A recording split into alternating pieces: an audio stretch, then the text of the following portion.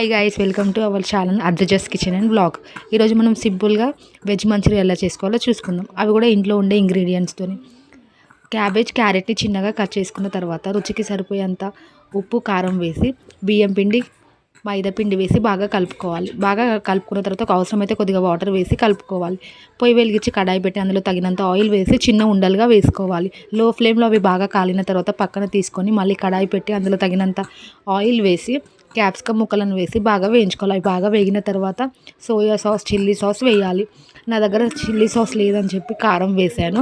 కొద్దిగా టమాటా కెచప్ వేసి కొద్దిగా ఫుడ్ కలర్ వేసి బాగా కలపాలి. అది బాగా కలిపిన తర్వాత ఒక స్పూన్ కార్న్ఫ్లోర్ని వాటర్లో కలిపి అందులో వేయాలి. వేసిన తర్వాత అది దగ్గరికి పడుతూ ఉంటే మనం ముందే వేయించి పెట్టుకున్న మంచూరియా ముక్కలని అందులో వేసి హై ఫ్లేమ్లో 2 minutes టోస్ట్ చేసుకుంటే ఎంతో ఈజీ అయిన వెజ్ మంచూరియా ఇంట్లోనే రెడీ.